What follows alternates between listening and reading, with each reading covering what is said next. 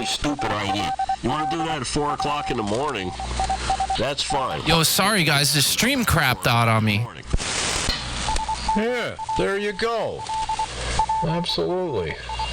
Because otherwise, 38.85, Jesus Christ, I get up in the morning at 8:30, 9 o'clock. There's people in the Northeast on 38.85 and all day long. And into the night, as in right now.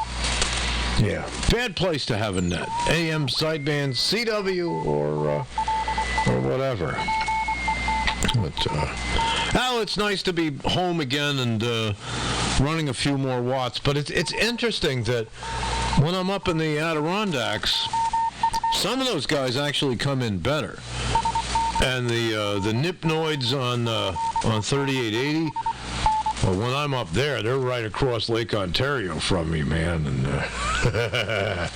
they got a problem. Running low power is really good for your skill set, as you know.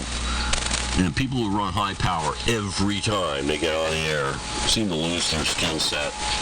And they get stuck in this imperious vortex, you know, when it gets, you know, it's like it sucks them in. Yeah, I gotta have more. I gotta have more. Yeah, I'm great. Yeah, I am my transmitter. It's kind of bad. So, yeah, getting on the air, and I've told this to Billy, and he does it. He gets on with lower power. I do, too. Sometimes I get on with such low power, you can't even hear me. Man. When I'm up at Old Forge, during the day, generally, I'll run the Arc 5 barefoot at 100 watts, but if the absorption's high, I'll put the amp on during the day. But I never run barefoot up night. I never run barefoot at night up there. And not with the guys in Ohio on 3880. I mean, it just wouldn't be right to run QRP faced with that. That's a huge wall of QRM I get up there. Dude, I think running those extra highs, like, did something bad. Like, I wasn't really watching the scope, and I could have been exceeding 100% negative modulation, or just really, really hitting those diodes hard. So, let's see. Yeah, everything looks good. Jeez, that was scary. Oh, my take on that, because I finally looked up the October 1956 QST article. You should have done it with the mercury vapor tubes, because with those, you're going to get a softer clipping, and it'll be cleaner. Well, probably, but dude, you gotta try this. These shotkeys they work, as long as you don't abuse them. I mean, yeah, if I slam the thing, they just clip, but if you're nice, you get like a nice soft compression. It's pretty cool. You can see it on the scope. Yeah. Oh yeah, I know. I'm running it. It's in my mobile station. I put QIX's/Timtron's 3-diode system in my mobile. And if you really adjust the keep alive voltage, on it, you can get a soft clipping on the negative peak. But they all add a certain amount of distortion. And with the mobile, I slam the hell out of it because I'm piss weak mobile and it doesn't make any difference. But if I was running it out, I think I would probably do it with the mercury vapor tube. So that's just my take on it. W2JBL. My take is screw that keep alive shit. I gotta sign out of here. I got stuff to do. Nice talking to you guys, and thank you for the fine banter. And AM Facebook sucks with a capital S. I'll be listening for a bit. Talk to you guys tomorrow, and we'll see you all later here on the 75-meter band. W2VW. I don't know, Dave. The keep alive thing is working very well for me in the mobile, but I haven't tried it here. Well, experiments to come. I'm going to apply it to screen modulation in the next generation of modified Arc 5s. Catch you later.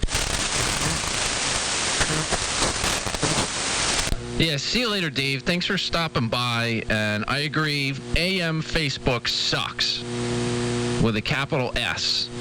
But yeah, Chris, there's no keep alive in this one. Well, you know, you found the article. There's no keep alive. It's just a diodes and a resistor, no keep live voltage reference, none of that. It's a limiter. Yeah, I saw that more of as because the guy was applying it to transmitters that can barely even make 100% negative. The Viking 2 and DX100 and Apache. A lot of those rigs can barely modulate 100%. So as a protective measure, it's good. For really, wailing on it, I don't know. What I'm doing with my mobile setup, which is 150 watts of audio on a 120 watt carrier, I am slamming it, but with an antenna that's only got 4% radiation efficiency, I don't think my splatter is going to bother anybody. Yeah. Well, that's where the whole thing came from, because I was running the Viking 2 with nothing behind it for the longest time, and I was slamming those diodes from time to time, just to get more audio on the carrier for when I was piss weak, conditions weren't good, this and that. You would hear me. You'd be able to hear what I was saying, just to maximize what the hell I could do with a Viking 2 and a single 15 amp circuit, But I kind of just kept doing it, and I don't really abuse them like that anymore. I tap that 3 diode setup really low now. I used to run it on pretty high tappage, and I was running almost 200% positive most of the time. Now I pretty much keep it right around 100 and 110, 120. So I am hitting the diodes a little bit, but like I said, if you're doing it that way, A, it's protection, like you said, and B, it's kind of a soft clipping that you get. So yeah, there's distortion. There's always distortion, but it's not noticeable. Not that bad, I don't know, and it still sounds pretty good. I could take that 3 diode limiter completely out and, just let my natural voice asymmetry take over, and I would probably still hit 110 or 120, with the correct polarity. Oh, yeah, and it's fine. It's fine. Believe me, you're close to me, and you're very strong. If you were hitting that thing too hard, if there was an issue, I would have told you about it by now. Yeah, absolutely. I have to put that on my station up in the Adirondacks, because up there, it's the same deal. I'm driving I'm not the same deal as this. I'm driving an amplifier, and the transmitter is capable of 500 watts, 400 watts PEP, and a 100 watt carrier, and I'm running it at 15 watts to drive an amplifier, and full voltage on the modulator and reduced voltage on the PA. So I can do that 200% thing, but without something to limit the negative peaks, it gets a little bit nasty. I'll fool around with it some more when I get back up there. I'm going to yank out of here.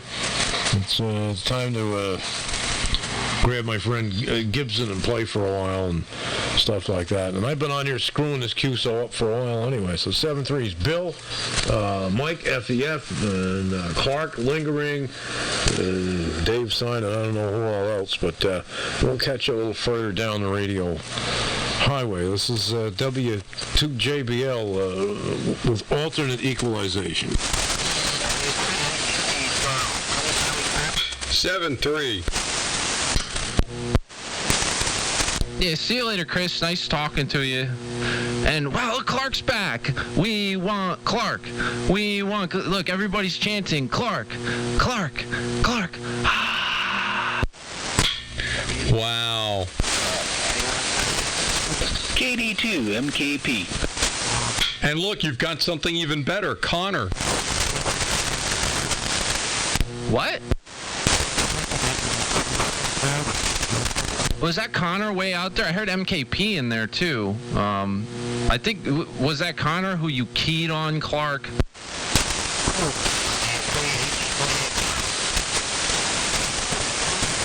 Oh my gosh, Connor.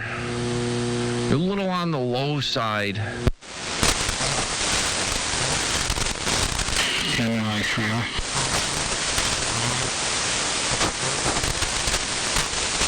What?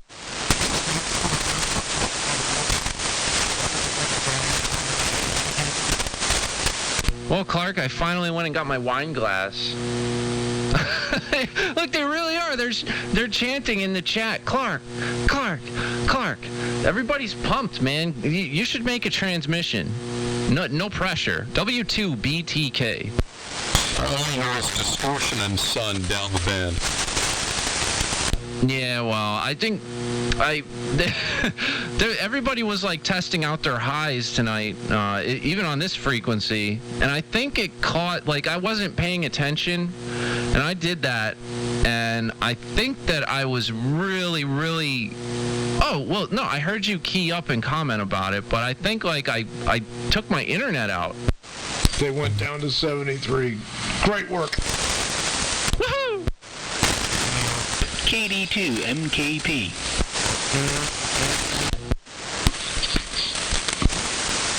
Yeah, KD2MKP, we hear you.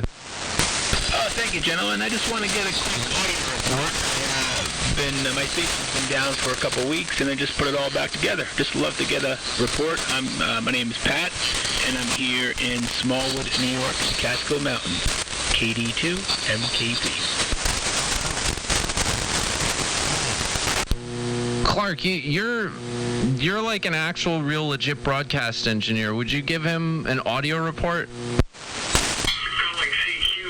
You know, I will. I have to turn down, unfortunately, when he keyed up 10 meters, 28.4 came bombing in on this other receiver, which I have now turned down. So if you could make another one, that would be great. Clark here, southwestern Connecticut, N1 BCG. Good evening. N1 BCG, this is Kilo Delta 2, Mike Kilo Papa. I'm just trying to get a quick audio report. My station's been down for a few weeks, put it all together. I'm running an old Lysco 600 through a homemade modulator, and I'm pumping it to a Heathkit SB 200. It sounds good. Great, thanks. Yeah, I just wanted to see how it was doing. I've missed radio. I've been out of it for a couple weeks. I'm just reamping the shop. So waving a hand. I'm not going to hog the frequency. I just want to say hello. Well, you really ought to get on more if you haven't been on in a while. A lot of AM activity in these here parts, and you're always welcome. Thank you very much. I do 40 meters a lot, but don't get on 80 too often. But I think I'll start. All right, where are you normally on 40? 7290. Oh, there you go. All right. Well, I like that area too, 7280 to the top. So maybe I'll run into you there, or as I said, stop in here. But anyway, like I said, good signal into southwestern Connecticut. Well, I'm sorry. And where did you say you were again? I am in technically Bethel, New York, in the Catskill Mountains. All right, very good. Well, and enjoy your evening. Well, I'm not dismissing you yet. So, Billy, how are you hearing him? I'm hearing him well. Strong signal here, and the audio is very clear. Very nice. You got some highs in there, I see. So about like 8 kc total, maybe. So it's not like, restricted, and I dig that. Wonderful. Yeah, it's a homemade modulator I built a few years ago before I even had my ticket. Oh, wow. Another homebrew modulator. Very cool. What's the rig? What are you using to modulate it? I got a pair of 807s modulating an old Lysco 600, which just has a single 807. Very cool. Man. Yeah, see, I ditched my 807s, and I'm using a solid-state audio amp to modulate my Viking 2. Shh, don't tell anybody. Copy that. Yeah, it sounds really good, though, and like I said, strong signal here. I'm not. You might have said where you were located, but I'm drinking wine. Yeah, Roger. Let me get your call sign. Oh, this is W2BTK, and my name is Bill. All right, Jeff.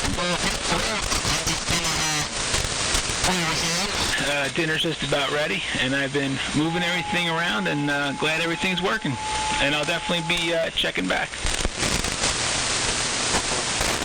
Yeah, please do. We got a nice group of people that hang out here a lot. I know 7290 is kind of an AM watering hole, and I guess you could say the same about this frequency and adjacent 3875 or so. So yeah, look forward to hearing you. Yeah, I'll definitely be around. Good stuff. Another AM gangster. I'm looking for my cat named Clark.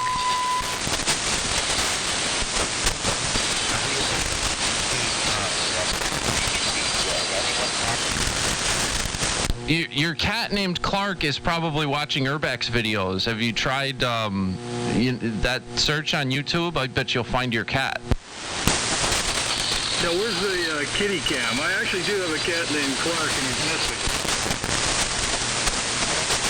Kitty cam is, I had the kitty cam going before, but she was like blending in with the black towel that she sleeps on. It was kind of hard to see her. And right now she's wandering around. I don't see her around here, so I'd have to go find her.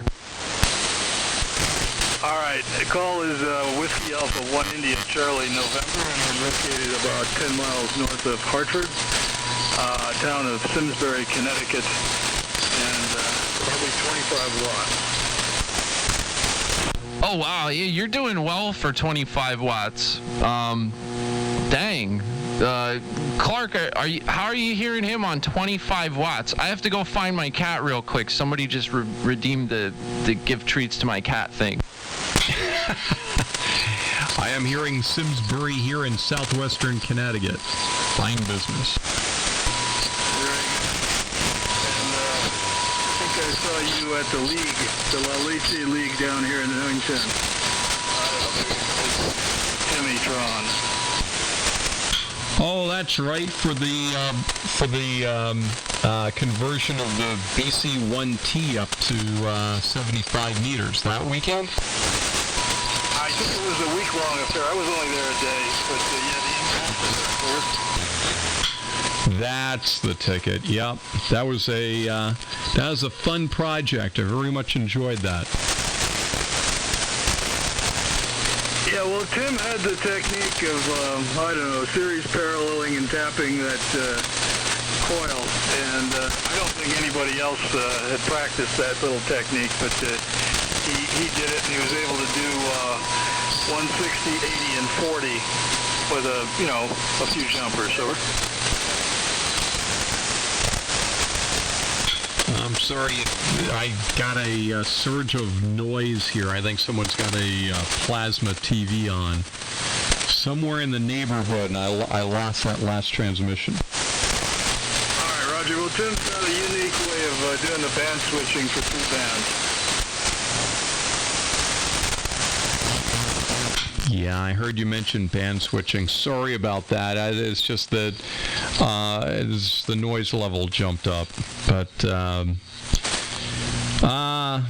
let's try it one more time. I'll see if I can pull you out. Jimmy's got a good technique for three-band switching. Over.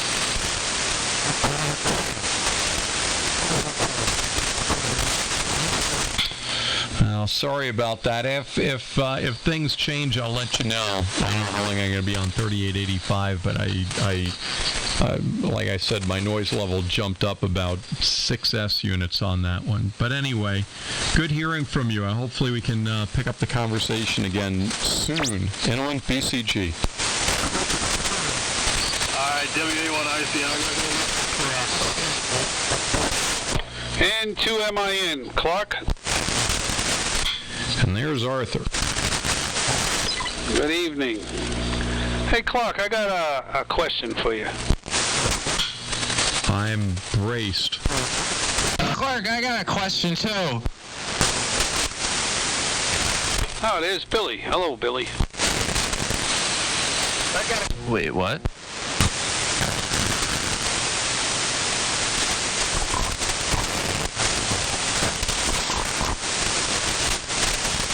Well, which question should we address first?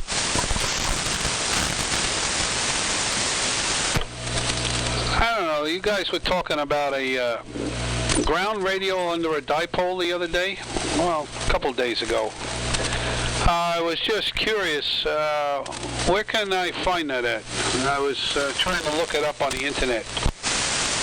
I usually just get this stuff from work, like whatever scrap wire they're throwing away.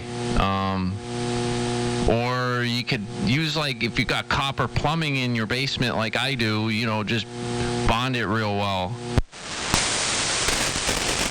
Now, you were talking about the having a ground radio under your dipole. You said there was a good read on it, Billy? No, it's not, like, I was literally talking about old steel-belted radial tires that I have outside that are kind of like right under my antenna. And those are, like, literally what I meant, like radials. Oh, okay. I thought you were talking about a ground system under the dipole. Yeah, like old radials. And how is that beneficial other than making a Nevis antenna? It's not. It's just a cover-up for guys that run like obscene amounts of power.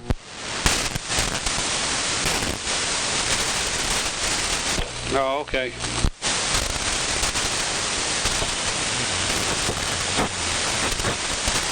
That was my question.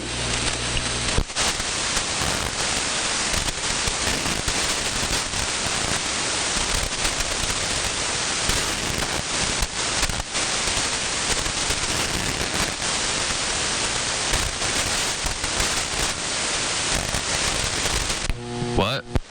Operating maritime mobile on the Hudson River. In the area of Haverstraw, apparently there's a vessel which is disabled and unable to anchor, so keep your eyes out.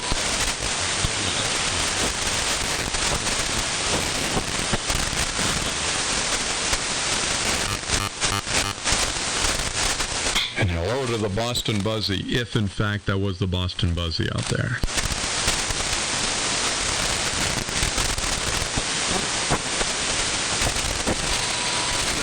Boston Buzzy.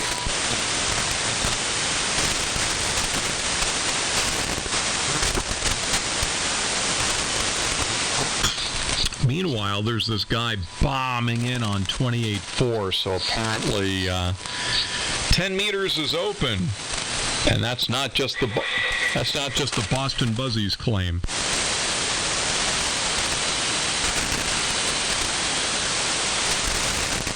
I'm gonna link the thread in the Twitch chat there. People going wild in the chat, huh? Yeah, we got Ham Radio Crash Course. I don't exactly know what his call sign is, but he's kind of like a celebrity, man, on like YouTube. He makes like lots of YouTube videos. Lots of people watch his stuff. Like if you're kind of like into that kind of thing, you've probably watched his videos. Oh yeah, he makes ham radio YouTube videos. Yeah, a lot of they're popular too.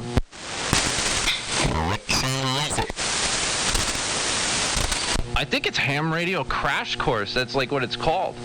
Like Crash Course. Clark. Oh, I heard Tommy in there. Where did I post this thread? You know, the one about the ground radio wire? I'm trying to find it. It's like not there. Yeah, it's on QRZ somewhere.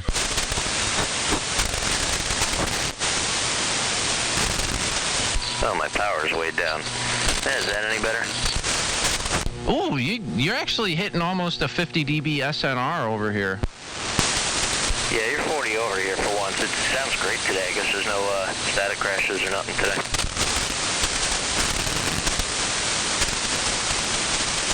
How do I look up threads that I've made on QRZ? From my profile? How do I do this? Just look up your call sign. Oh, Ham Radio Crash Course's call sign is KI6NAZ, if you want to look them up.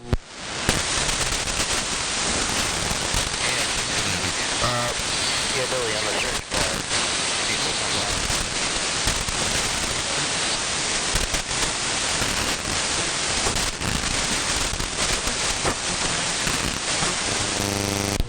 I'm falling on my face here trying to find this thread that I made. I want to post a link, but is it really that old? Like it would be back 3 pages or so on here? Well, you must have been doing a lot of posting. It's Well, you can either search for your call sign or you can search for the keyword, but that may be tough because I don't think anything stuck out.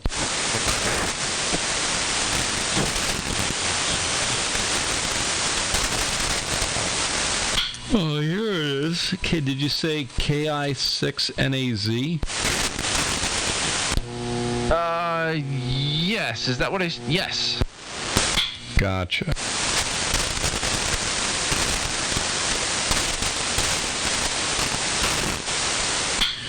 Boy, you do have a cornucopia of people checking out your Nervous Twitch channel.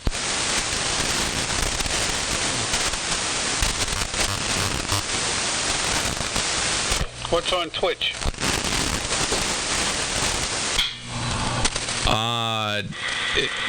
Twitch is it's sort of like YouTube, and Billy's got a channel on it. He's got a live streaming channel with chat.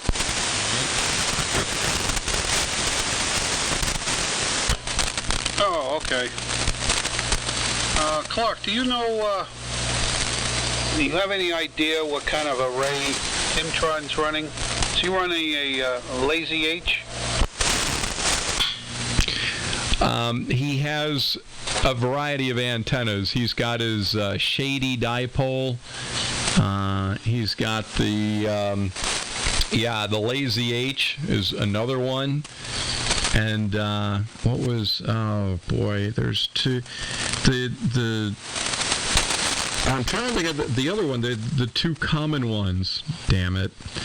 See that? You put me on the spot. Now I can't think of it.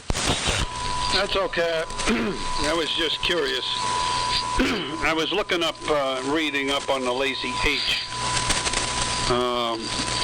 That radiates in 2 directions at the same time.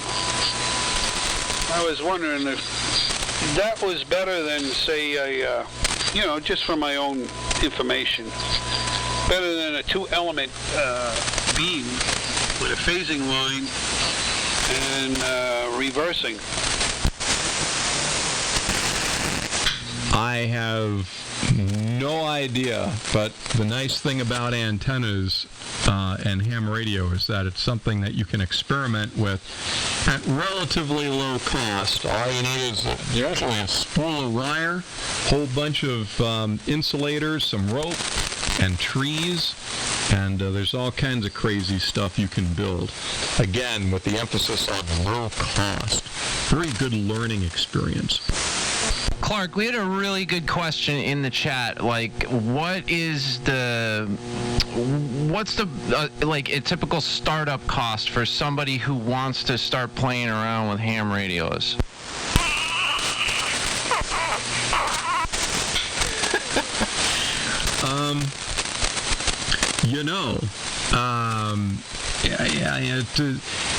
It depends upon what aspect of ham radio. I mean, I wish there was a short answer, like, hey, $300.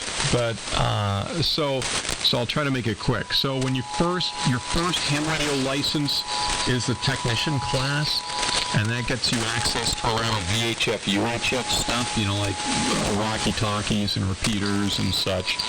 And you can pick up radios that will work there for under $30, the Baofangs. So this kind of stuff on HF, the shortwave bands, that takes a general class license, which is the next step up, which is totally doable. What the hell? Billy and I did it. And then that gets into a bit more, but it may not be that crazy expensive if you go with secondhand equipment. So if you go out brand new, then that can be some good coin. If you go with secondhand stuff, let's say from eBay or from a ham fest, then it gets a lot more reasonable. Then it could just be like a couple $100. Yeah, I picked up my DX6C about 100 and a quarter with the HG10 VFO at the Hamcation in Orlando. Didn't work, so we fixed it and we modified it. So about $1.25 for that, and $1.25 for a Hammerlin 129X, and you're on the air. Actually, Billy, maybe the answer is it's a lot less expensive, because I just thought what Connor's doing is he actually has been using, what are those, the remote ham stuff, where you actually you can sign up to use other people's station remotely through the internet. That gets you on the air for dirt cheap. Yeah, I didn't even think of that. Yeah, remoting. What is it? He uses like remote ham radio or something like that. I think it costs something monthly, Clark. But I don't think it's that much. But yeah, you could get on for not much money and just use somebody else's stuff if you have an internet connection and, you know, a way to pipe audio into it. WL7B. WL7B, good evening. Yeah, you know, and by the way, if he wants to check out ham radio for free, like at other times of the day and night, he can always go to the web SDRs, you know, listen to the receivers online, and that's totally free. You don't even need a radio to do that. And if he's still, maybe it's a she, I don't know, he or she is still interested, then you can, you know, do the courses and the studying and all that stuff. It's not, like I said, we're all doing it. But anyway, so there you go. That's a tough question. How much does it cost to get into ham radio? But the interesting thing is there are ways to do it for very economical prices. WL7B, like I said, hello.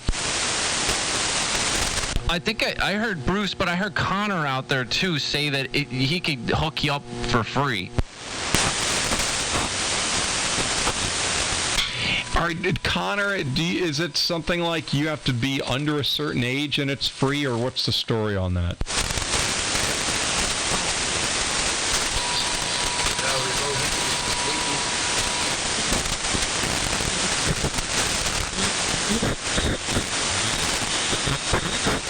Was that Connor?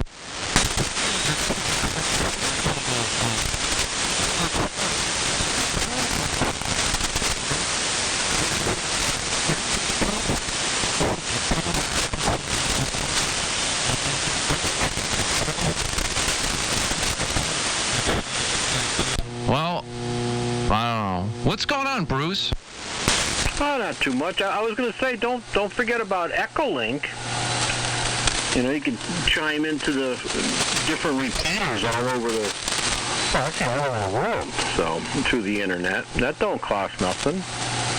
And that other thing that you were talking about, I believe it depends on which ham station you go to is what it costs, you know, per minute. Some of them are very reasonable, and other ones are very expensive. You know, like a kilowatt rig and 100-foot tower and 10 elements on 20, you know, stuff like that. But they do have, you know, the reasonable ones out there.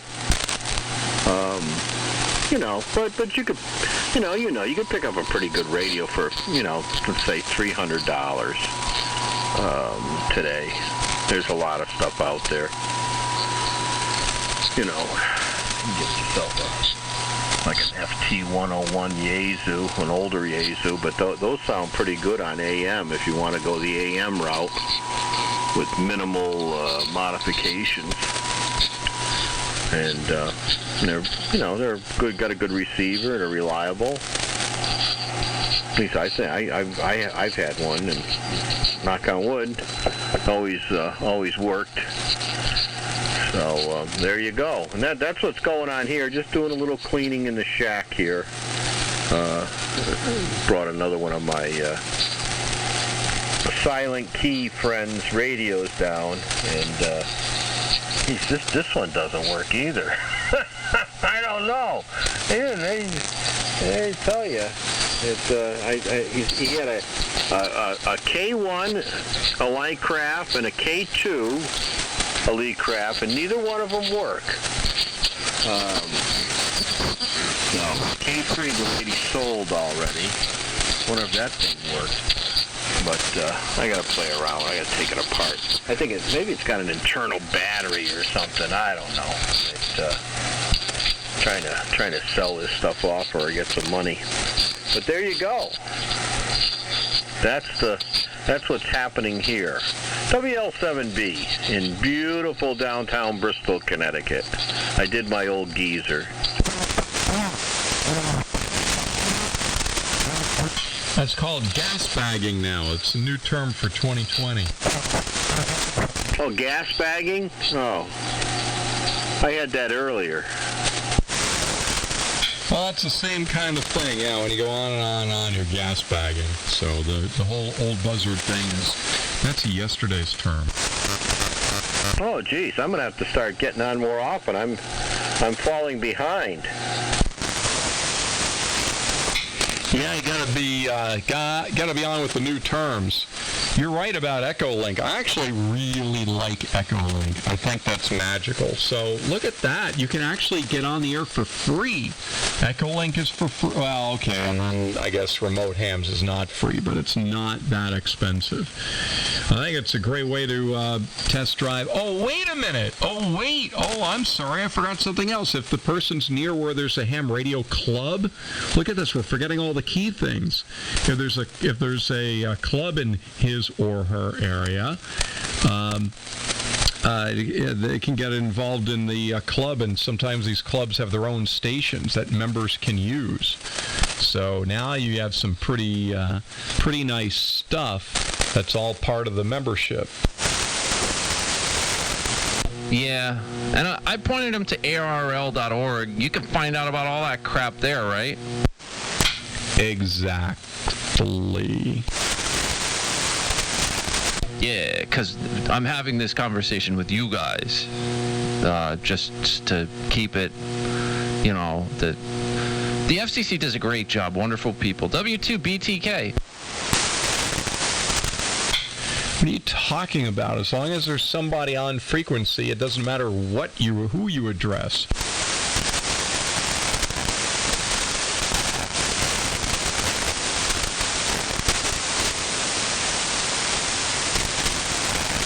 I could sit here and read a manual from Yesu on the air. As long as you're there listening, that's fine.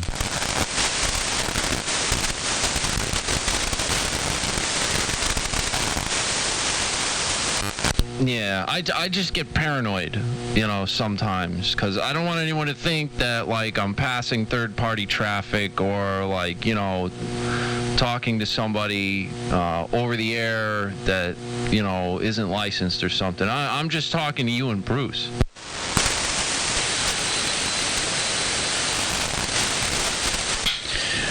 I think this has gotten a little out of hand in that context. What? Yeah.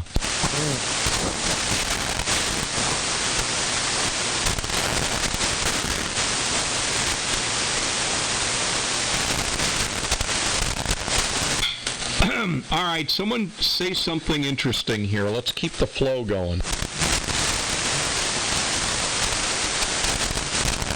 How much wood could a woodchuck chuck if a woodchuck could chuck wood?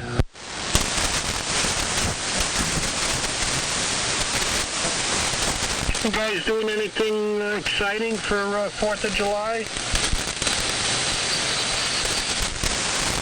Yeah, I'm putting Purell on my hands because of the coronavirus, and then lighting off firecrackers and seeing how flammable it is. Are you allowed to do that in Connecticut? Connecticut, or however you're supposed to say it. I know you could do that in PA now. You can go to my dad's house and shoot some of those off, maybe. But I'm not doing anything for the 4th.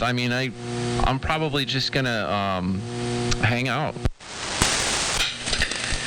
I went to my cousin's house for it was 4th of July a couple of years ago. I had a family get-together, and I decided to bring some firecrackers with me, real firecrackers.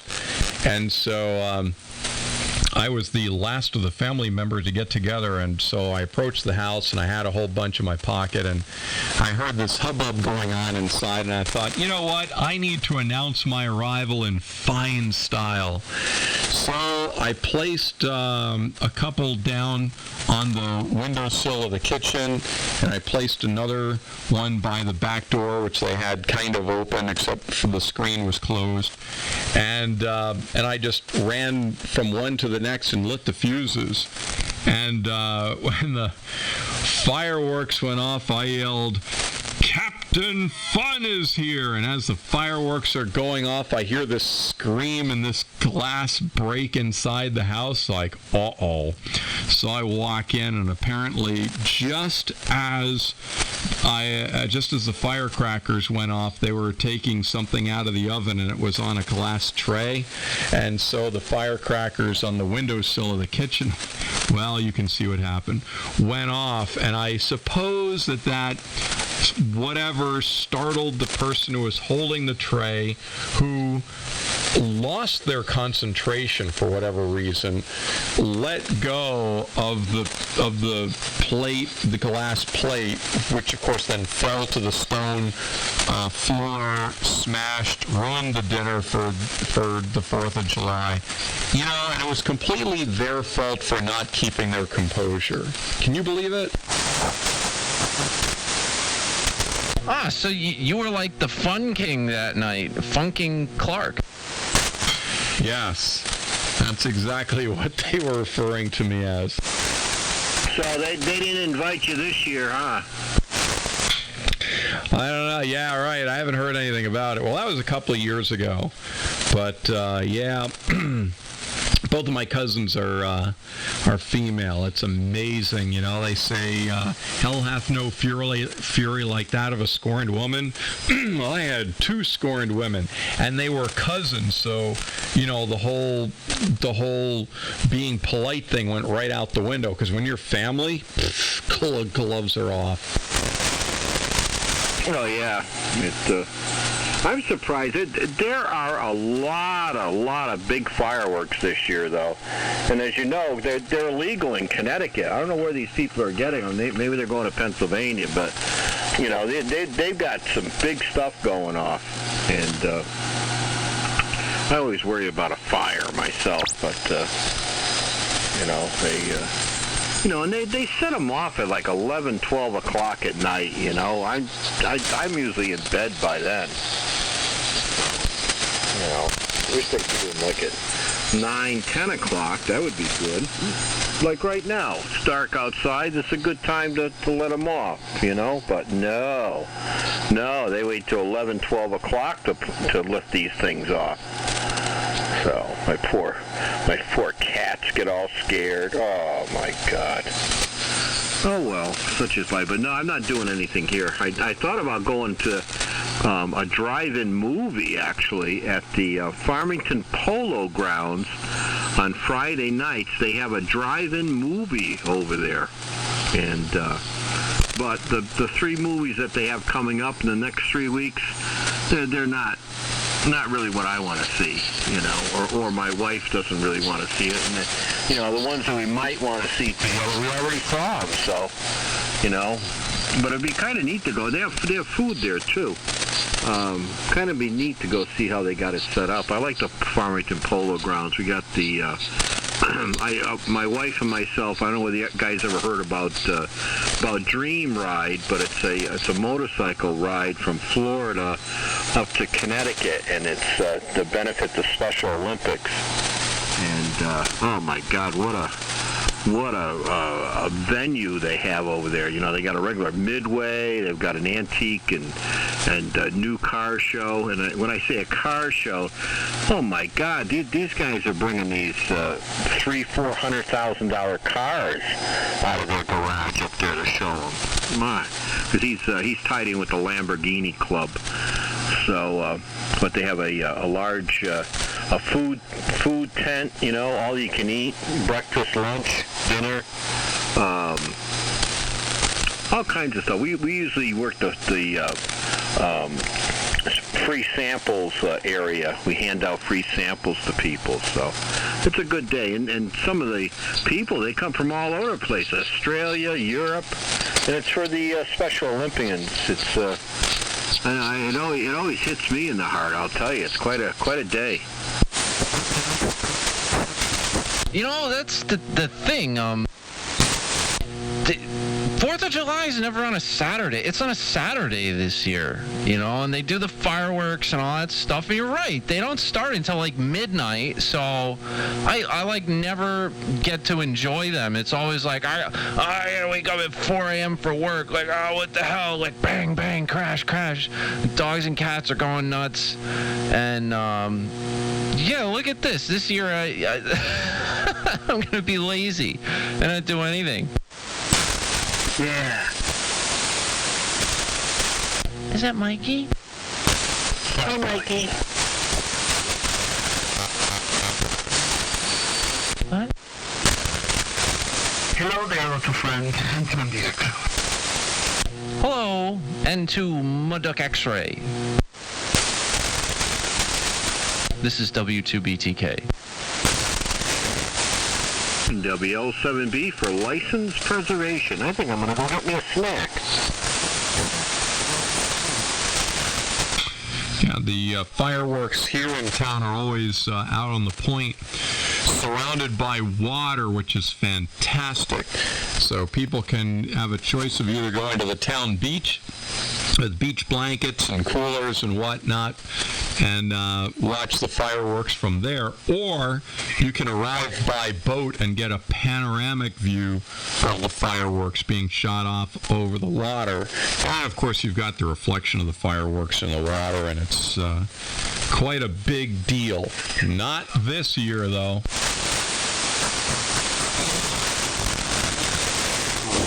They're not having them this year, Clark? Nope. Clark, you're a YouTube star and you didn't even know it. Wow, I better go find an agent real quick. People are making YouTube videos of you, Clark. That's a fun. Well, I better start practicing my speech at the YouTube Awards.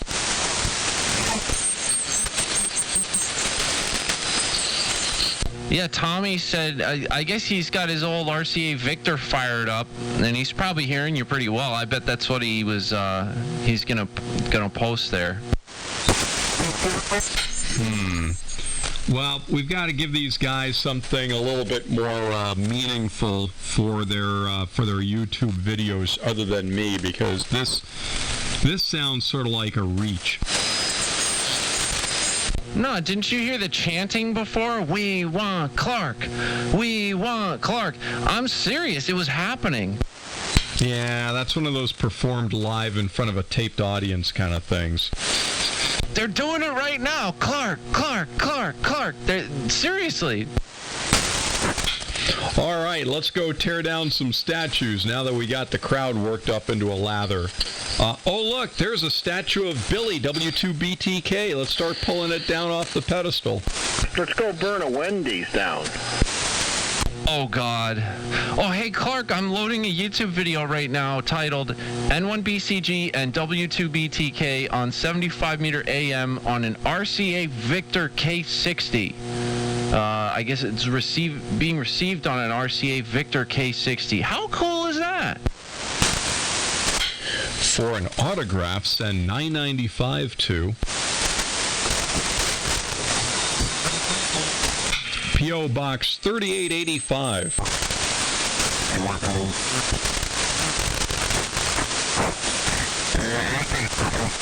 Man, when I'm streaming, my internet like chugs along. I've got like such hillbilly internet up here. I can't even open the video properly, but when I'm done, I don't know, watch the heck out of that. Yes, Billy has got the paddle faster internet services. when I turn my computer on, it goes.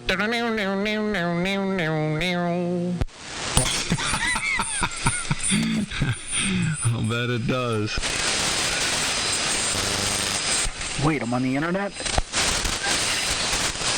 Oh, well, yeah, you're on my live feed, so yeah, you're gonna be on the internet. I do this for documentation purposes. Pretty much every QSO I have gets uploaded to YouTube with a spectral display, you know, including like a pan adapter and a waterfall, plus extra IF information, just to really see like what's going on, and signal to noise ratios, a view of the VFO to prove what frequency we're on, and like just audio of it all.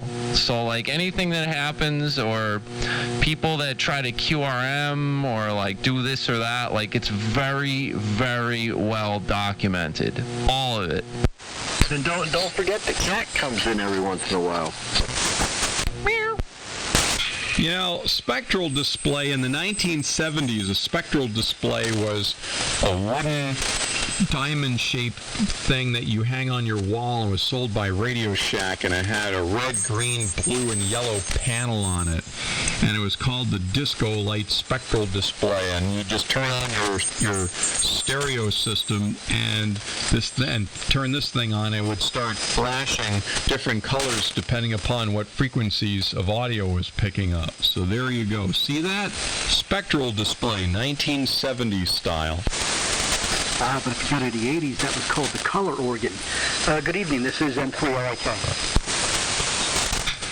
You know, there's things that can be said about that. Wait, N3RIK, is that the Rick that's actually a Bruce? You got it. I love that. That works for me. The government gave me my call. They must have known what they were doing. Well, I mean, dude, there's a million, like, whatever prefix RIKs out there, and they're all named Rick, but you are the Rick that's a Bruce. It's truly special. Oh, yeah. We need a decoder chart on this frequency to keep track of it.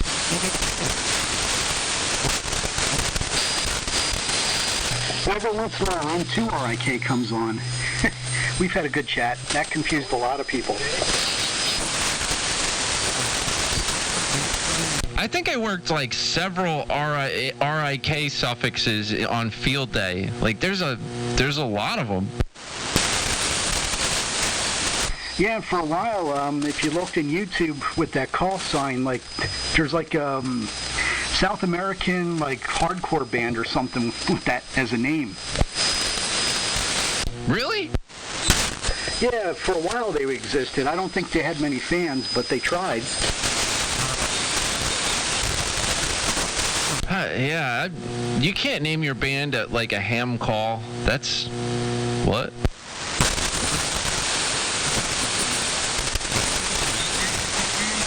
Oh, yeah, I'll bet you some people would.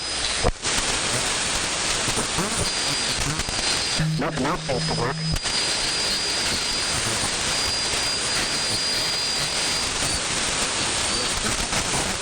Hey, one of the users in my chat worked me on field day, and we didn't even know it.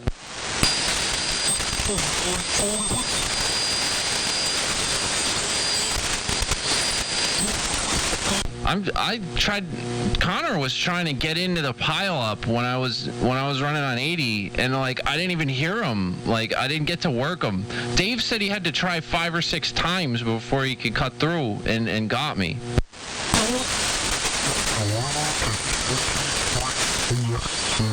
Oh, that's pretty cool. So you had a pile-up. Oh, I had a pretty big pile-up going for like 2 hours. I called CQ one time. I was on like 3861 or something, lower sideband, and I called CQ once, and then like worked whoever came back, and then just instead of calling CQ, I just threw out the QRZ. and pile up, and it went for like 2 hours, like steady, until like my throat started to feel a little silly because I'd been going for like 2 hours, and I just got off the air. But that was so much fun, man.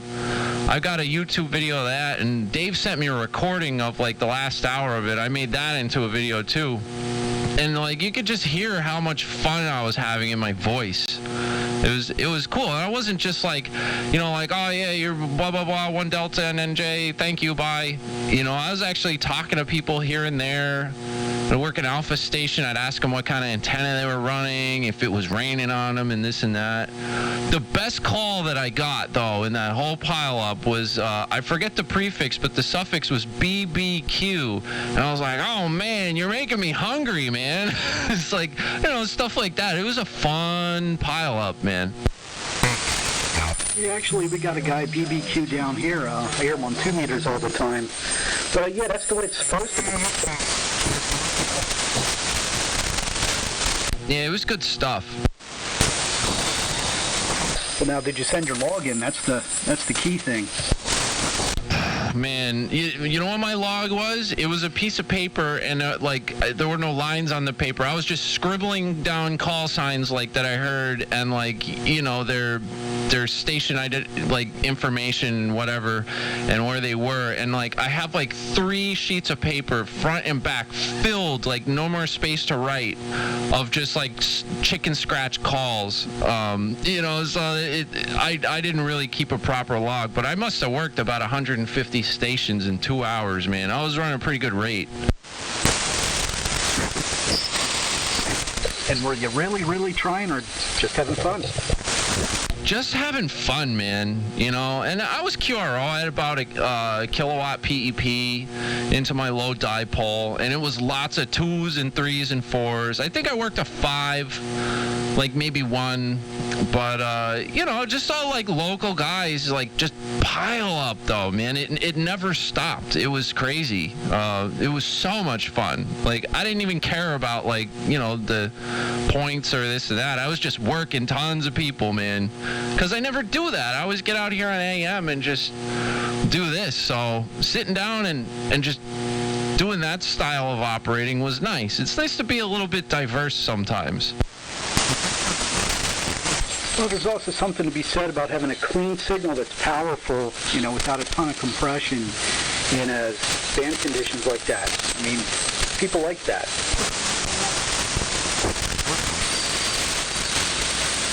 Yeah, the TS440 I was running has a nice 3.4 kc Collins mechanical filter in it for sideband transmit, and I was using this exact same audio profile, so not a crap ton of compression and stuff. So yeah, that's basically what it was. Everybody was telling me I was 30, 40 over or whatever. I was like, oh man, come on. It's I shouldn't be doing this on field day. But this year was a little different, the one Delta stuff was encouraged, and I think you're even allowed to work other 1Ds for points this year. So, whatever. I stayed home, I operated for 2 hours, ran a pile up, and it was the highlight of my weekend. Yes, the asthmatic sound.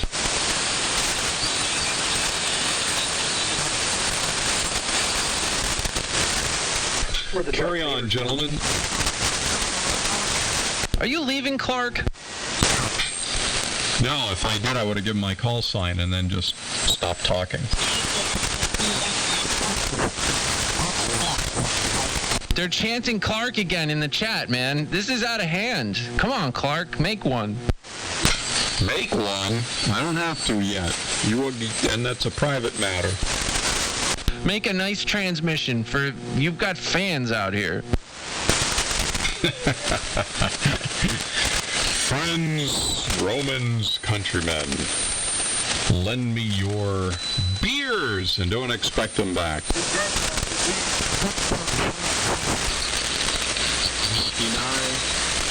My disciples. All right, sculpting those young skulls of mush into responsible Twitch viewers. And who is the Whiskey 9 station?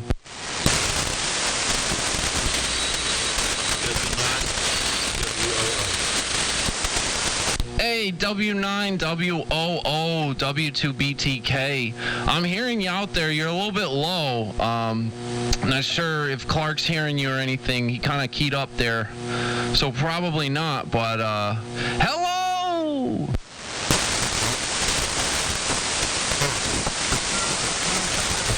Hey, what's going on?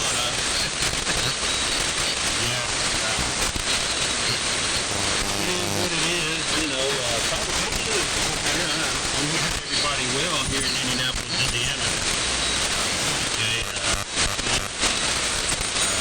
just want to say hello to you. Everybody's sounding great here in Indianapolis. This is W9WOO.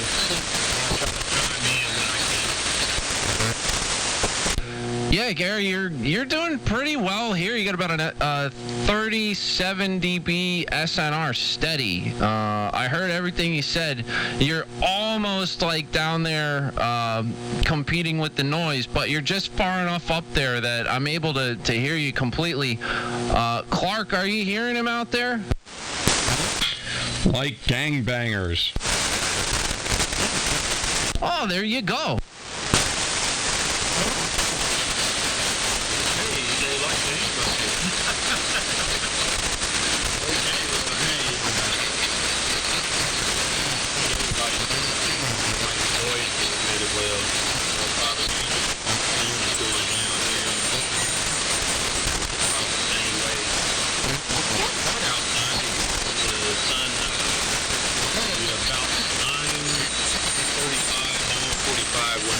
Pretty darn. But other than that, I'm still kind of like.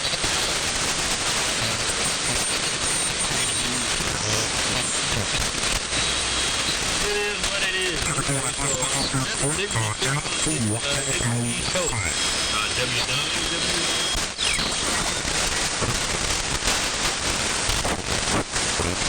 Yeah, good stuff. I just pulled my bandwidth in a little bit. There's a little bit of competition adjacent. Now I was listening way too wide, so I probably hear you better now.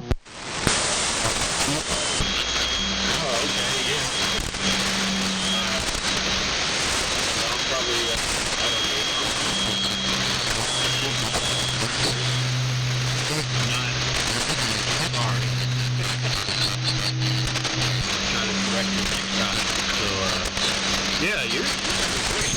Everything might just be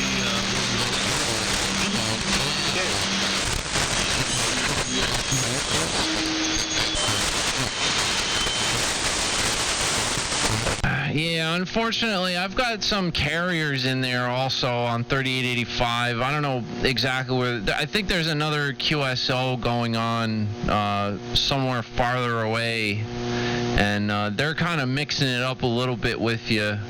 But apparently Clark hears you like really well. You know, certain parts of the transmission are like Q5 copy, and then it kind of, you get like a lightning crash or those other carriers come up. But yeah, not too bad trip down here to Jersey from Indiana, man. Not quite like it was the other night, man. I was hearing you awesome that other night, man, when we were talking. That was really cool.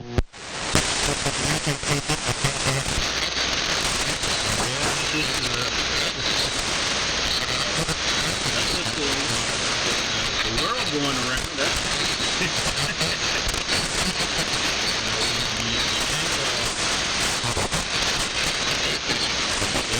It's the world. You should be doing better than this. Hello.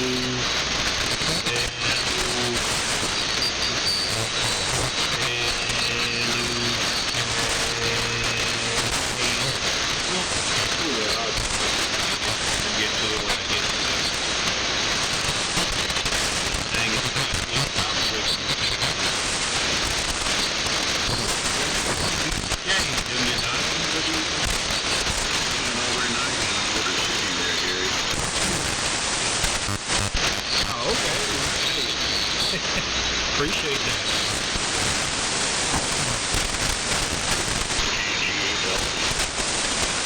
Hey, you know, this would be a lot easier if I wasn't getting so splashed from what was going on down the band a little bit. But, Dude, Clark, my chat is blowing up. They're just chanting Clark, Clark, Clark, Clark, Clark over and over and over.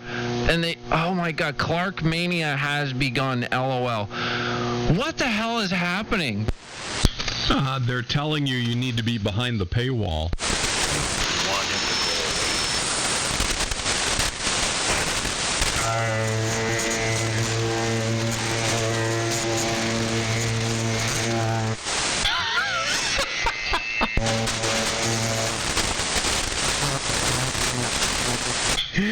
Oh my God, Special Ed is checking in. Who's the op with the cardboard tube? Clark, Clark, Clark, Clark. Clark, I'm sending you a video of this. This is insane. Excited, you need to knock them down at the ankles a bit and, put up that fee-based stream. Clark, I don't know about that, but I'm sending you a video of this because it's insane. They're blowing up the chat with Clark chants. Yeah, all right. Now, oh, look, well, I was instantly, I just got it. Look at that.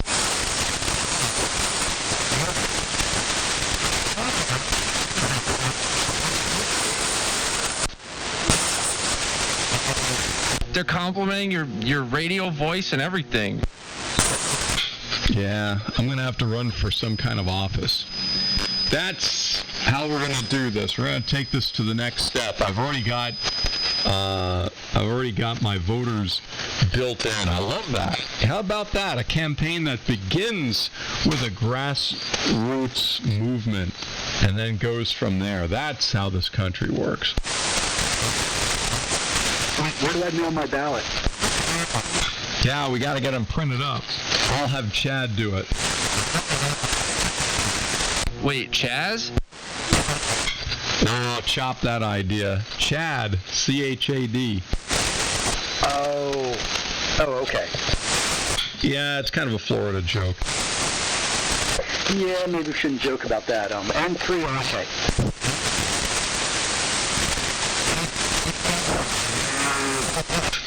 Look at that video.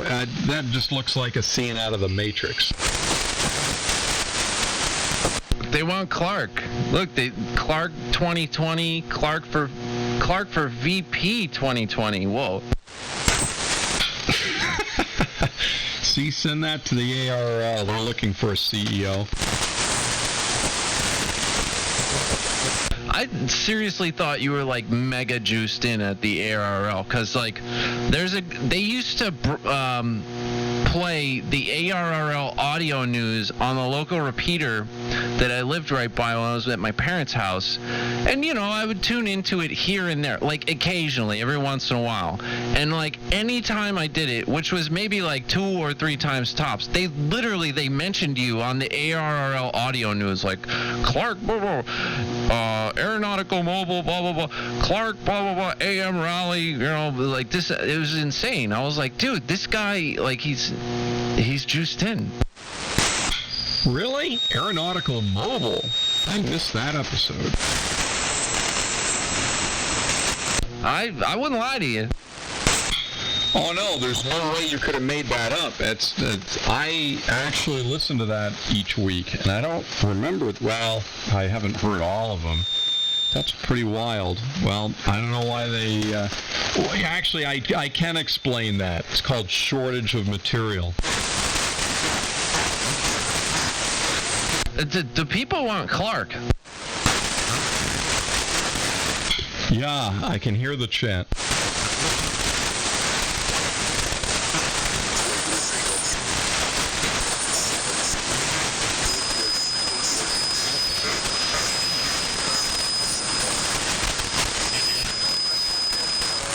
Hear that on the air? It was pretty low here. What'd they say? Ah, there was chanting on 3885. KB8SMU says it's Clark-ageddon. That just sounds awful. Now you guys are going to give me nightmares. Dude, you're high profile on here. I mean, you can't argue with that. Who has ever sent you a video like that? People from the internet chanting Clark. This is what bad Hollywood movies are made from.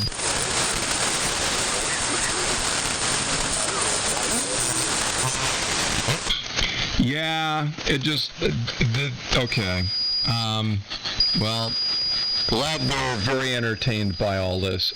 I'm not even entertained by it. How does this work? All right, shouldn't I be like having the time of my life and then you guys sort of sponge off of that? You know, like a symbiotic relationship where I'm the rhino and you guys are the old bird that sits on my back and picks off the insects and stuff. All right, I don't have a better analogy, but that's all you're going to get on a moment's notice.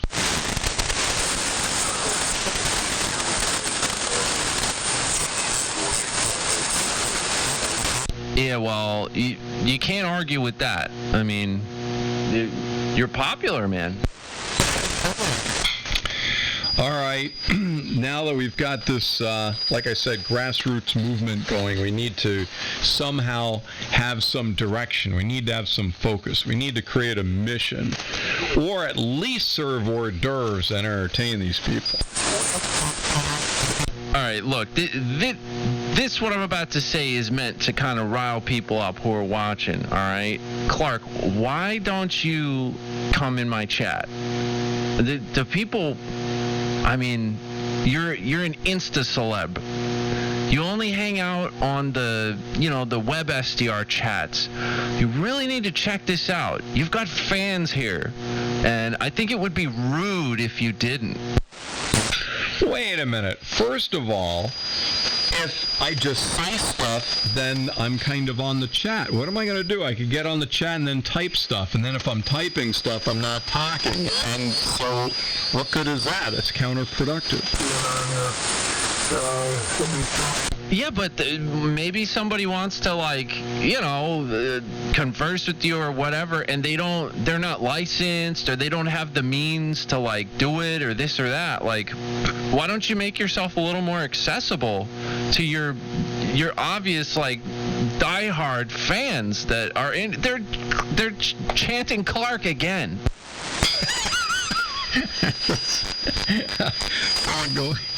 All right. Now, Bill, because you can, look, if someone's got something they want to say, they can just say it, and then you can read it. We're in a queue, so it's no big deal. You don't have to get all kind of weird about it, so there you go. See, and then you act as the gatekeeper. You can be like the press secretary. You can fill me in on what the masses are interested in. Dude, you really need to make an appearance in here and just, like, address your fans. At least just log in and say hi or something. I mean, come on, man. All I gotta do is, like, flip this switch on and lean over to the microphone and go, hey! There, see, I did it. What do you think, so? Oh, come on. Come on, Clark. You're... like, there... Oh, my God. No, this is actually a lot more fun for me to hear you going nuts as the intermediary. If I were in there, then, look, Bill, what would your role be if I were on your chat? You think you have nothing to do? That's fine. Man, you really got to come in here. Boy, and it's only a Thursday night, too. You know what I think? I think it's like one person who probably knows you or me or both of us who's like going crazy on your Twitchy channel.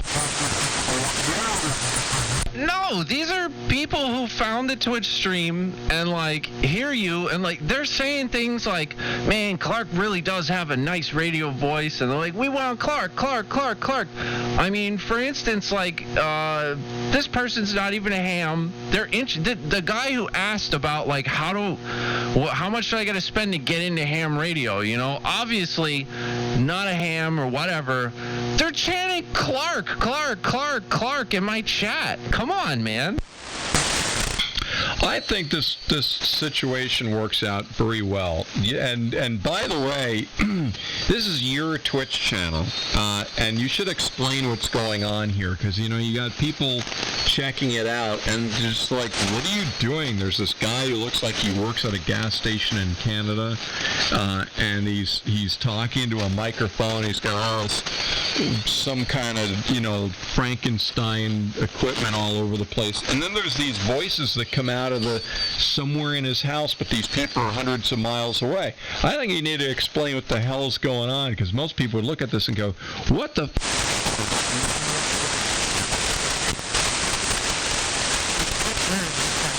I think you should explain what's going on. Clark, what is this? Clark 2020 home economics classes now have public speaking and voicing lessons for radio. Oh yeah, home economics. Okay, we're going to learn how to sew tablecloths. And then after that, we're going to learn how to make I can't say that on the air. We'll learn how to make some kind of a pie. Clark 2020, high school requirement to be a general or better class licensed. I'd rather tell stories about how I got a lightning bolt to fly out of a girl's butt in high school, speaking of which. You just told that one. I put it up on YouTube, and by the way, I don't know why you don't want that to be searchable, but whatever, I didn't make it searchable. You could go ahead and tell that one if you want. It's my favorite story. Let me ask them if that's what they want. No, you can make it searchable. That whole thing is expired, so go right ahead and you can make it searchable. And by the way, thank you for that. I appreciate it. But yes, you do what you want with it now, which of course you could have all along anyway. Yeah, but I wanted to respect Clark. Okay, well, there's at least one person in here who is like, yes, tell the story time. They want to hear the story of how you were able to make a lightning bolt come from a girl's butt. No, shoot out of a girl's butt. And why don't you make the video accessible, and then you can just, mention how to find it, and then anyone who wants to hear the story can go check it out. Rather than, people have heard the story over and over and over, and they know everything I'm about to say. I've heard the story so many times.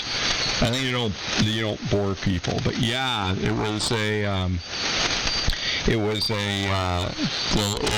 lightning bolt, I would say, was probably about 6 or more inches. A long time ago. It was high school, but yeah, the lightning bolt flew from her butt to a aluminum rod. Yes, it was an enormous lightning bolt, and it's true. What they say, if you're outside and there's a storm coming, if you feel the hairs on your arms start to stand up, all right, this is for guys, then the lightning is about to strike in your area and it hit the deck. It's true. Right before the lightning bolt struck or shot out, really, the hairs did stand up on my arms, so that part's true. Yeah, and then you got dumped. Yeah, can you believe that? The Biatch wouldn't date me anymore. That was the last, the last thing she ever, I guess the last thing I ever heard her, the last thing I ever heard her say was a scream when that happened, and then that was it, and then she wouldn't speak to me ever again after that. I can't believe she took it that way. I mean, so what? She can now tell her kids, that this guy she knew in high school who we were dating got a lightning bolt to fly out of their mom's butt. That's pretty unique.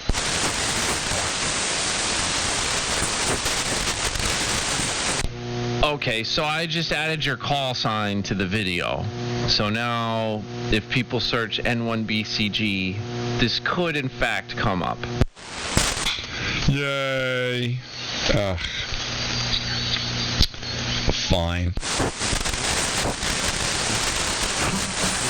This is how nutty they are about Clark. He spent 300 cool points to highlight his message. You want to know what his message was? It was Clark, Clark, Clark, Clark, Clark. That's obsessive compulsiveness. That's that we can talk about.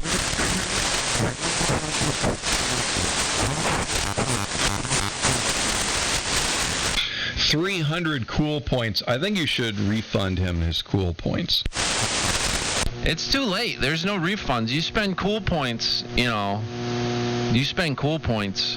But you do earn, more cool points than that, every 10 minutes, I feel. I'm not exactly sure how many, but you get a lot of cool points if you hang out in here. How long do you have to be watching to earn 300 cool points? A couple minutes. Oh, so we're not talking a huge investment here. Okay, so now I don't feel so bad. I don't know, like 10 minutes, Clark. They have to take 10 minutes out of their day to hang out here, and then they get 300 cool points, Time is money. So it's like you get, a cool point every 30 seconds or no, I guess 10 cool points every 30 seconds. There's one cool point every 3 seconds. Is that how it works? Something like that. I don't know. The longer you hang out, the more cool points you get. I've got an infinite number of cool points because it's my channel.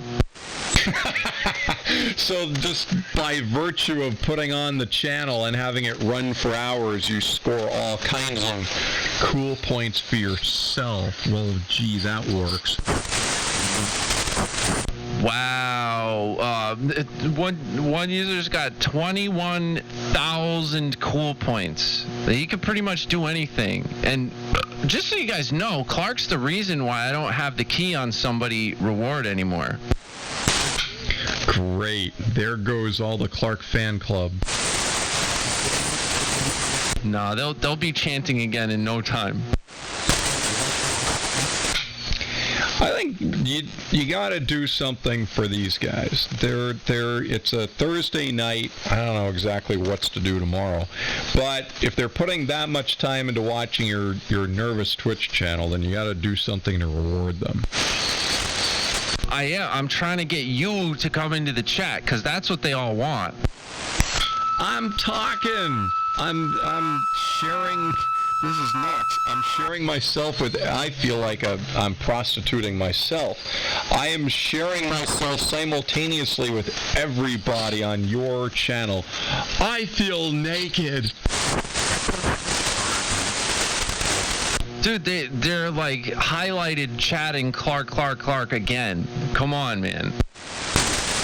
Oh, this is going to drive the value of those cool points right down into the crapper. No, man, it's static value. I mean, they're just choosing.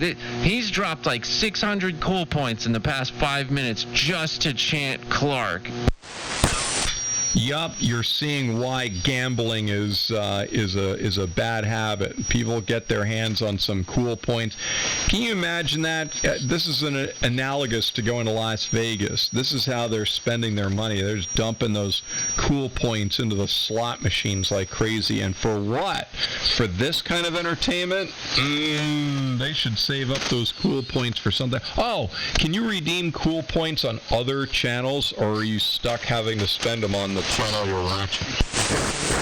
No, every channel has their own version of.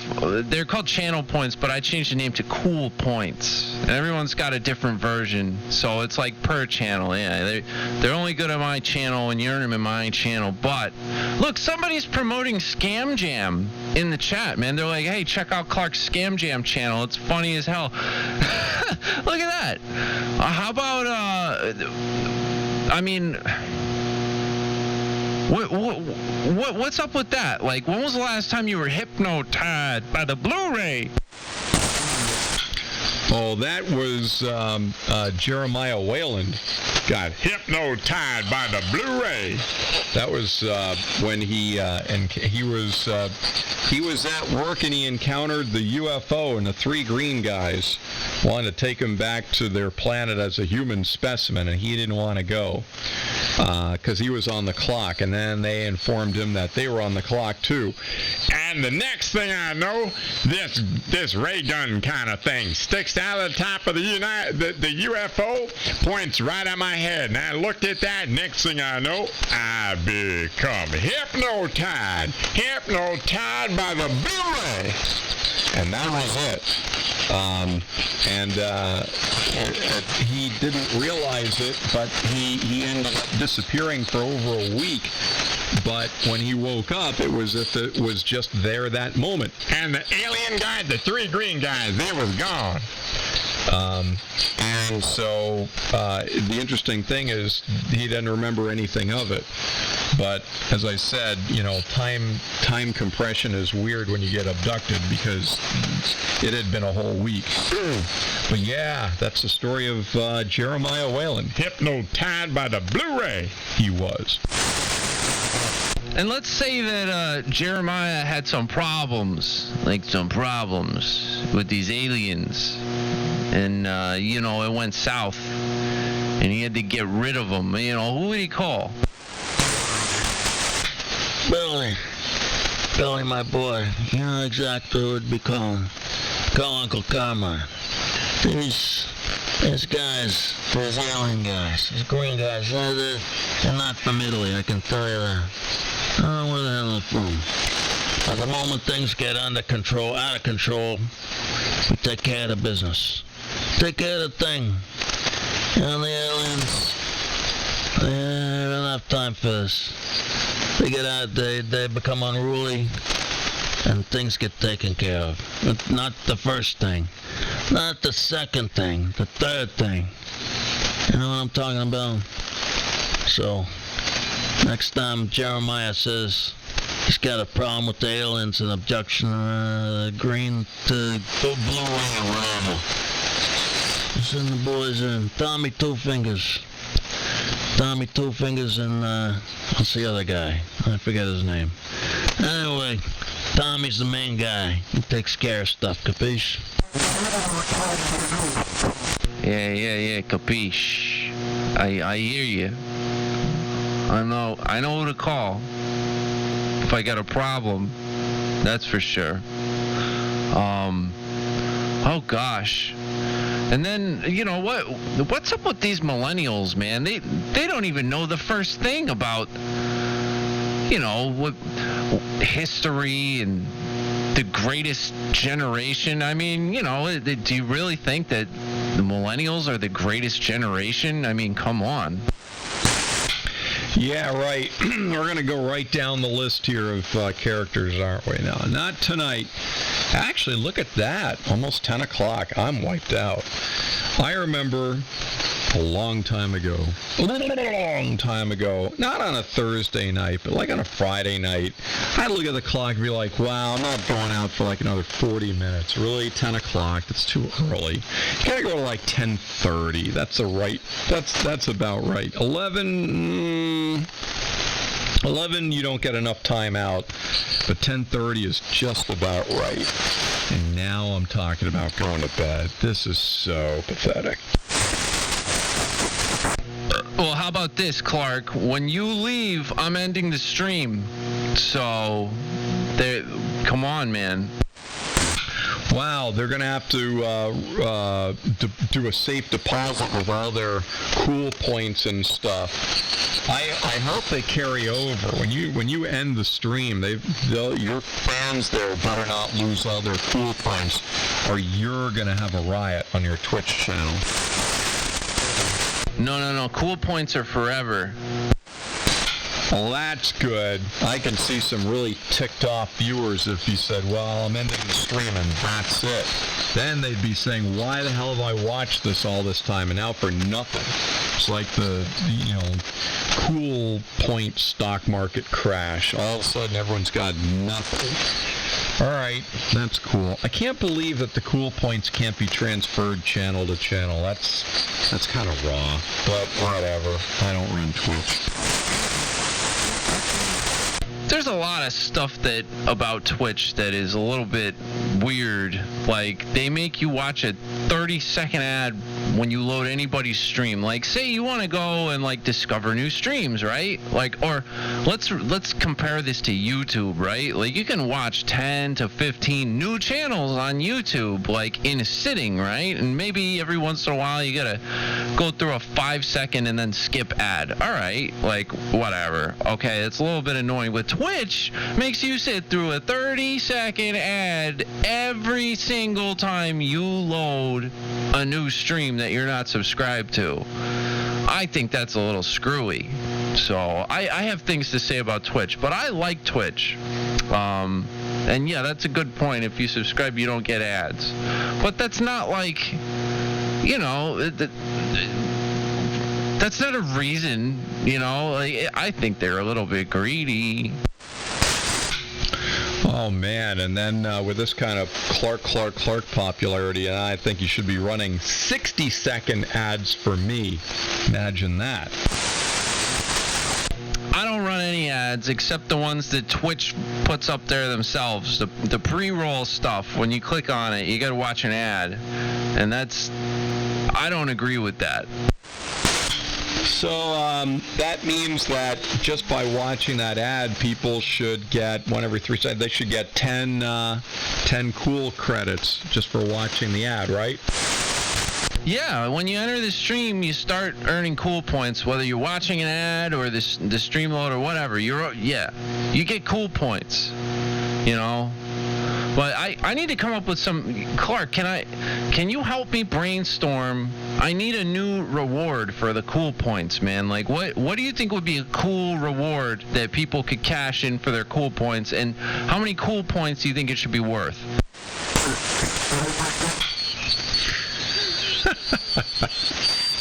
All right, so got to come up with something creative. All right. Uh-oh. There's some guy yapping on 28.4. See, and then we talk about all this inside stuff that no one gets. That's kind of a bummer.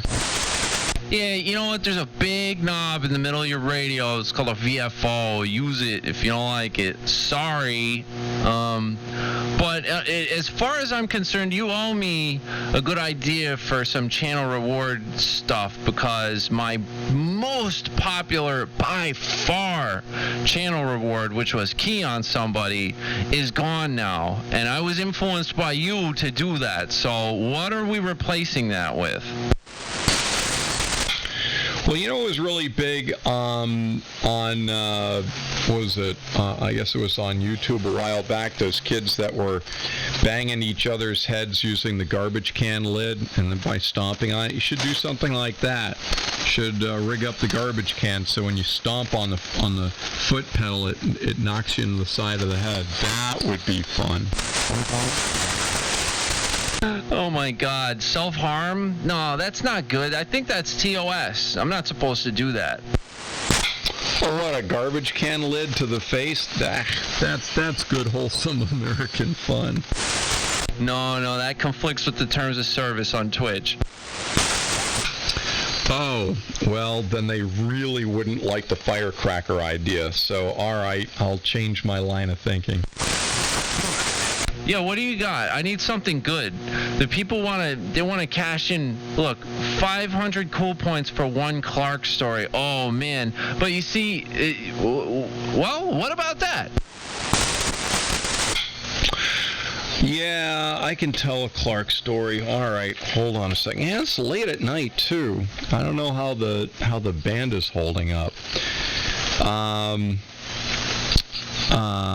I'm looking through my list of. I told the Randy's lousy Christmas story. I could tell. Oh, I could tell the story about the cameras in the bathrooms. No. Oh, Bubble Girl, the Bubble Girl story. I haven't mentioned in a while. I mean, I could do the lightning bolt flew from her butt. That's a crowd favorite. The I want to blow up plane story at a major airport in Europe. That was like a near-death experience. I don't know. Or the story about how my stuff don't stink. There's a million BCG stories here. I just don't know where. Oh, and then there was the story when I was young and I fired a cannon at a police cruiser. Yup, there are a lot of stories.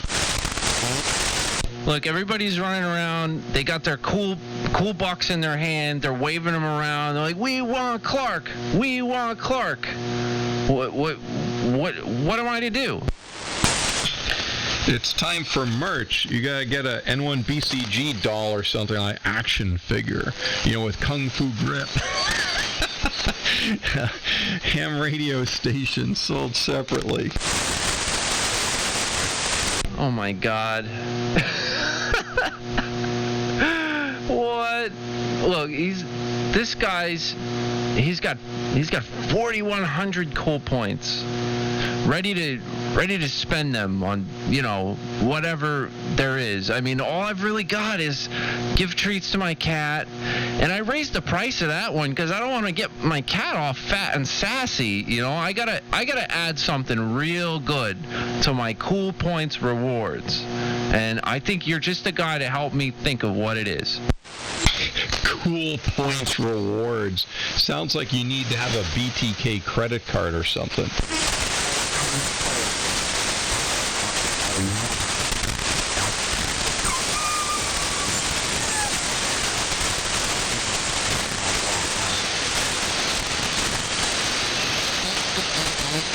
Man, they want me to make 500 cool points, tell a Clark story, but see, that's only good when you're on the air. Well, that's true. Well, I mean, I guess I could record a whole bunch of stories and send them to you, and then you can just play them back on your Twitch channel whenever. Although, frankly, that sounds pretty lame. Well, dude, that's what the people want.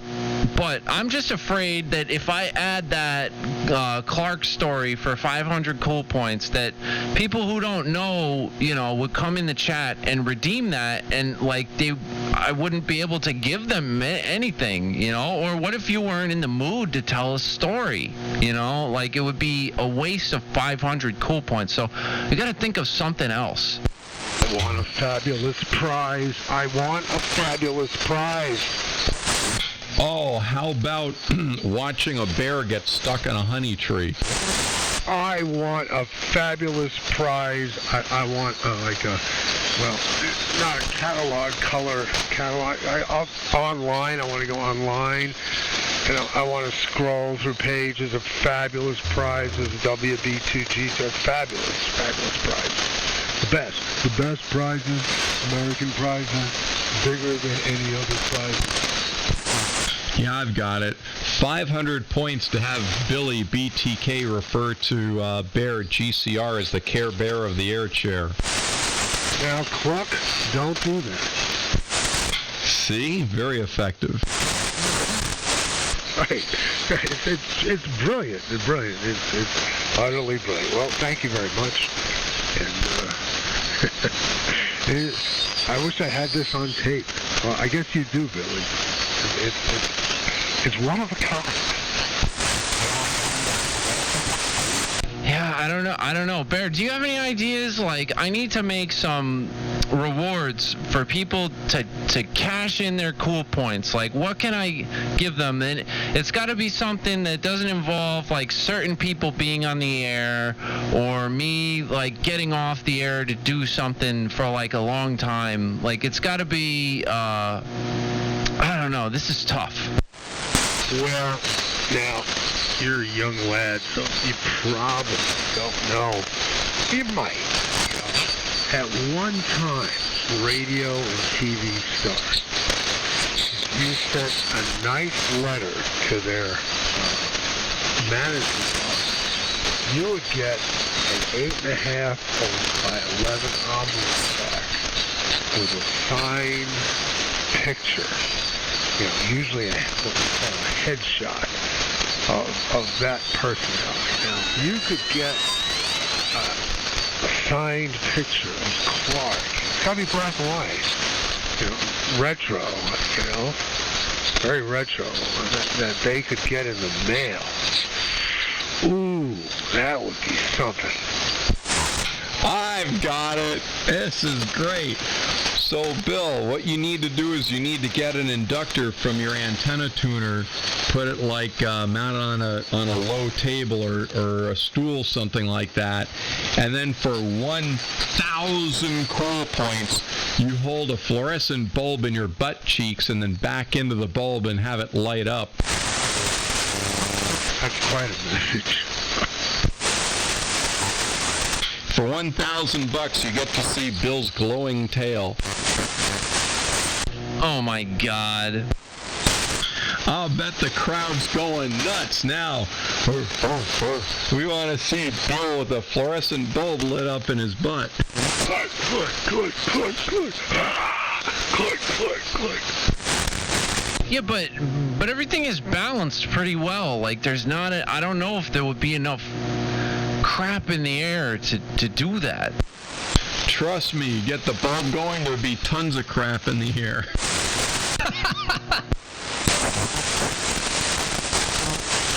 Have you worked this out, Clark? This is something for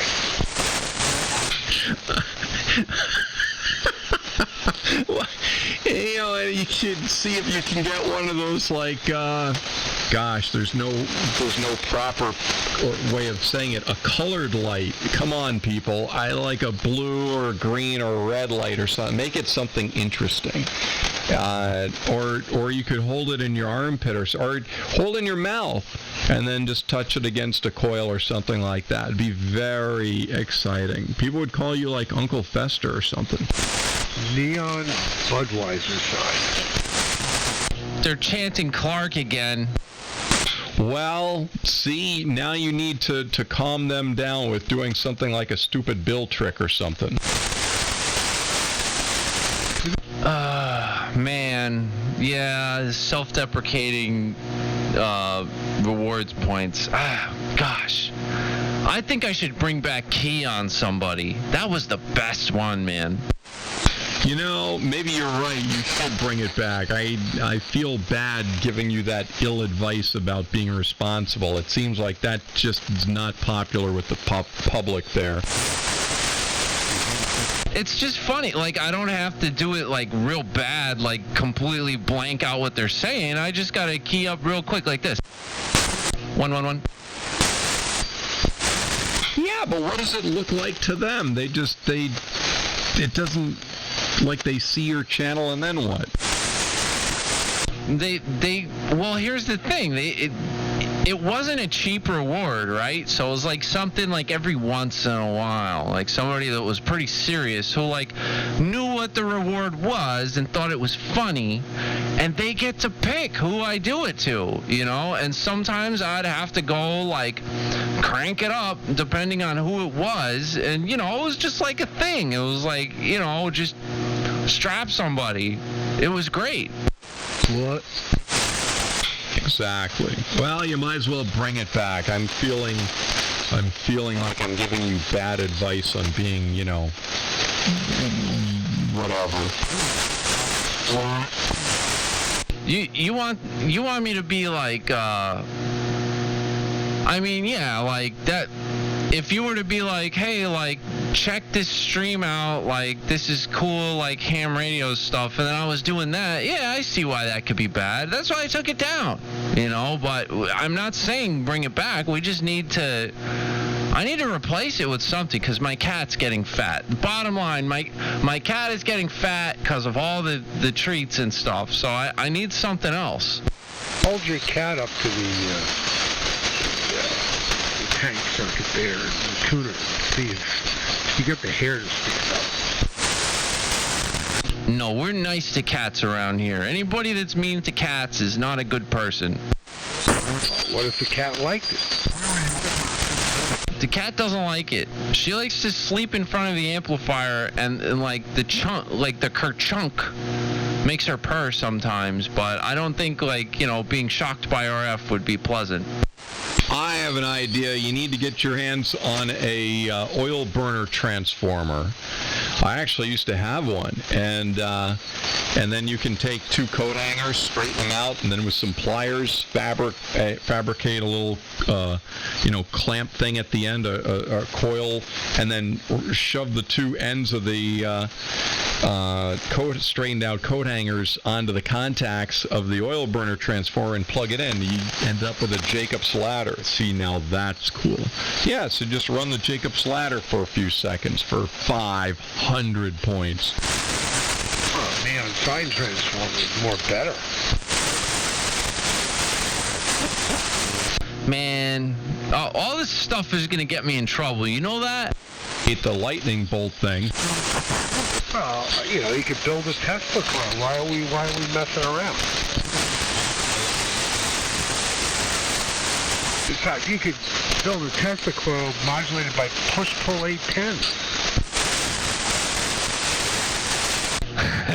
There you go. Yeah, step number 1, get push-pull 810s. Yeah, they make a nice carrier, but when I modulated them last time, I blew a hole in the capacitor, and I never really fixed it properly. Well, that's because they're powerful. Use 833s if you don't want to mess with 810s. Well, an 833 is just like 2 810s in a single tube. Well, that's what I'm saying. You make it inside the primary of a Tesla coil. Then you got something.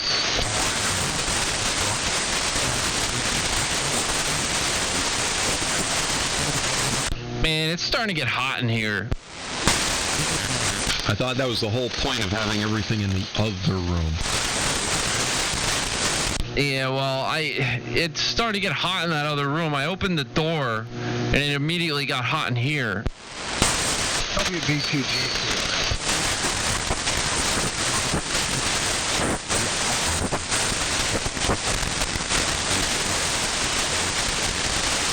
Oh, what time is it? It's 10 o'clock. I have been up since 4 a.m. I think I'm going to call this one. And, you might as well end on a high note, right? I know Clark's tired. I'm tired. I'm starting to get a little bit of a headache. I don't know if it's wine or the fact that I've been in QSO for like almost 4 hours and, or been up for forever, but it might be just about time. I think it's a great idea. Now you're going to have to dump off all your viewers on someone else's channel. Well, yeah, see, that's the fun thing about Twitch. You could go raid somebody's channel, which, yeah, I'm going to start looking at channels to raid.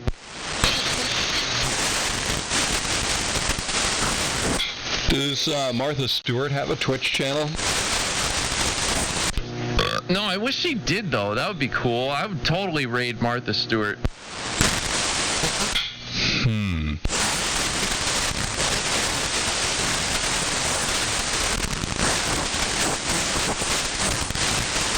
I usually try to raid science and technology channels, but like a lot of the people on there are just doing like weird programming and like code and stuff. It's weird. How about that guy with the ham radio YouTube channel? Maybe he's got a Twitch channel. He does, and he doesn't allow raids. Oh, you mean you can block raids? What's the point? I tried raiding him a couple times, but you can't do that.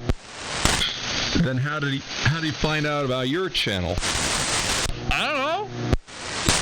Does he get a raid reporter? Here, the following channels tried to raid your channel, but they were effectively fought off by your filter control. Yeah, I don't know.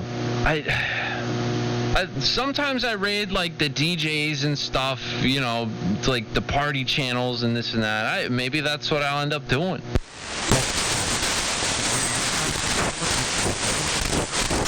All right. Well, good luck finding out who to raid.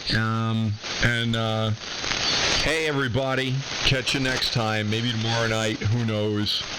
keep watching Bill's channel. Do they get a notification when you're live again, or how does that work?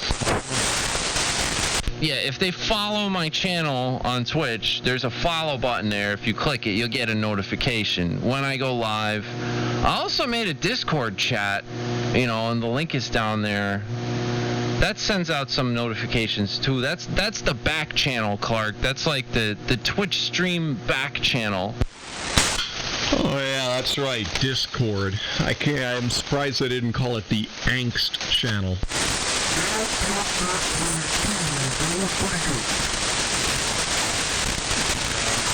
Yeah, it's angsty, it's edgy, it's Discord. I got one now. Yup, suits you very well. Alright, have a great evening. Catch everybody. I can't believe it. I'm talking to one person. I'm saying catch everybody next time. Well, there's also Bear.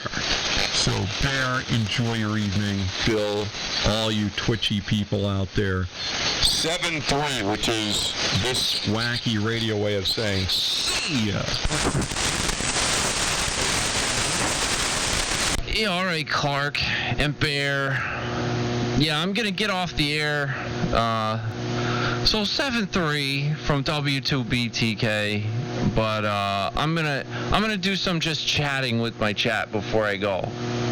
Not that like matters or is something that I should really say on the air, but it's that's what I'm gonna do. So that's fine. Anyway, big fun. Thanks, Clark. You're a celebrity. You really are. And it shows. I sent you videos of everybody on the internet going buck wild for Clark. So, there's proof. Anyway, very much fun. I'll see you later. W2BTK.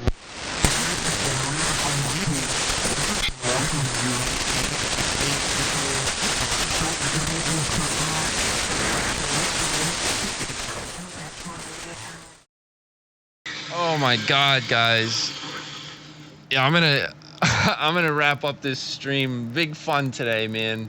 I worked hard this week. I'm back at work full time, guys. So I'm not working Fridays, so you can expect a good stream Thursday nights. Thursday, Friday, Saturday.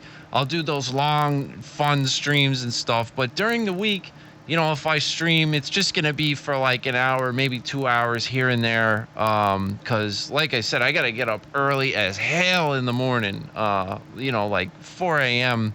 And then we work a 10-hour day. So by the time I get home, it's like I don't really have much free time. So I'm going to do my best to stream as much as possible. But look for the fun long streams on Thursdays, Fridays, and Saturdays.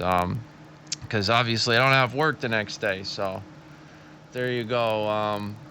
Check out the YouTube channel. Follow if you aren't following. You get notifications. Hey, Jim, I'll see you later, man. I'm going to go ahead and raid a DJ channel, DJ Lonnie Love. She's cool, man. She spins some good beats. You can go in there and chill out. I'm into it. I had a lot of fun in her channel.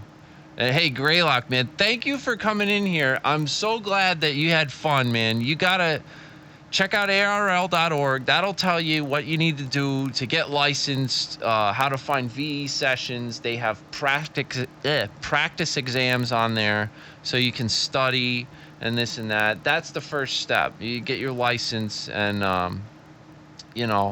we'll take it from there. I'm totally down to help you. Send me an email, do whatever. Ask me questions if you want. We'll figure it out. But it's a fun hobby. I'd like to see you get involved. So, yeah, guys. Big fun tonight, man. Thank you all for hanging out. I hope you had fun. I had a lot of fun. So, we'll probably be doing this again tomorrow night. And, look for me then. Like I said, I'm gonna raid this channel, DJ Lonnie Love. She's pretty cool. It's pretty chill beats and stuff. Check her out. It's a nice way to kind of wind down for tonight. So let me get that going. I just gotta click a couple buttons here.